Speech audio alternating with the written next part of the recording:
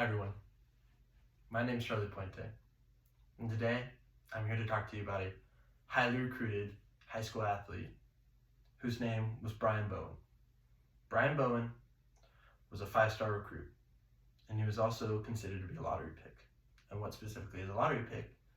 It's basically he was projected to be drafted between the first and the fifth person who was drafted. Basically, all NBA teams wanted them.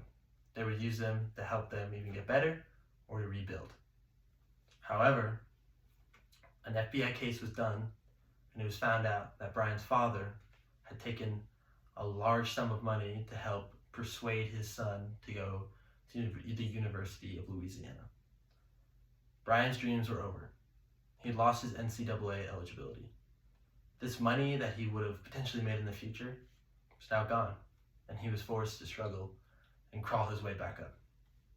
According to the Boston Globe, which published in July 10th, 2023, athletes who were admitted to high-end schools, specifically Harvard and other high-end academic schools, had weaker GPAs and transcripts than other students. However, since they were a student athlete, their chances went from 1% up to 98%, which is a drastic change as it becomes unfair to all the other students who are trying to apply to this school. Today, I'm here to talk to you about the bribing of athletes. And first, I want to talk to you about their parents and these students who take these bribes. Second, I want to talk to you about why do these schools and coaches bribe these athletes.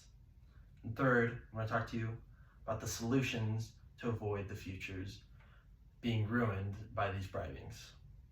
According to Newsweek, which was published in August 13th, 2017, money has been paid under the table to a large majority of student athletes, especially in high school.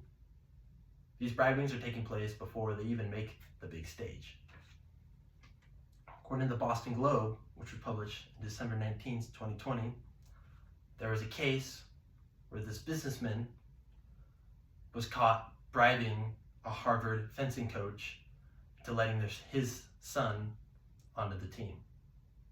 Which was found out in the court is that the dad kind of, bought the coach's house and decided to eventually sell it for $300K under how much he bought it for. So he just lost $300K. And this was kind of weird because it's like, why would this guy buy this house if he's just gonna lose money on it? Well, it's found out that they were in a scandal. The problem with this, though, is that it takes away the ability from the athlete. His son, who was quoted by the coach to be more than fit and prepared to be on this fencing team, his name was tarnished because his dad was grabbing money, he was a rich businessman, and he was bribing a coach. Now I want to talk to you about why do these coaches take these bribes, or why do they give them out? According to the LA Times, which was published on March 12th, 2023, a tournament, which is called March Madness, which is, you should all know about that, even if you don't really follow basketball, which I personally don't. March Madness is a huge tournament, it takes place in March, and it's all the colleges. And from this tournament, they made a whopping $761 million. The top coaches, on average, got about $4 million. However, the rest of this money, where did it go? Well, it was found out that the rest of the money went to bidding on colleges and college athletes as to where these high school athletes are going to go and which colleges are going to take students from other colleges to help make their teams and their college look even better, which in the result brings in more money. According to the Washington Fed, which was published on June 13th, 2019, there was a case where the assistant coach of the University of Arizona received bribes and used it to secure a top commitment. There was a transaction that was taking place where he took about 15 grand, he took some money, and then he took a flight out to New York and was like, hey, give me a little bit more money and I'll make sure that this top recruit comes to the University of Arizona. He obviously was caught and he was kind of screwed up. His life was screwed over because he took a bribe and gave a bribe to an athlete.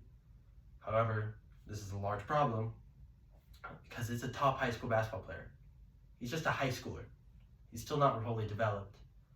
And this is a huge problem because he's taking this money and later down the road, he's potentially going to get caught like he did, and now his life is over. I want to talk to you about a few solutions, though, that can help avoid these scenarios. According to the Austin American statement, that was done in May 6, 1989, that athletes who were caught with taking bribes would receive a third-degree felony and a fine, and also have a misdemeanor on their police report, which is a huge, huge deal. A solution to this, though, is I would like to say that the creation of the NIL deals, which is called name, image, and likeness, helps out with the fact that these students are able to make money a legal way and not make any problems by doing so. According to the Pittsburgh Post, which published in May 8th, 2020, NIL deals and advertisements with students to make money, uniforms, and commitments. This helps these students make the money and do it the right way. So I've talked to you about the problems, which are bribes. I've talked to you about the causes, which is they want the commitments, they want these athletes. And third, talk to you about the solutions, which is they threaten them with fines. They also help them by creating NIL deals, which I personally think is the best way to go.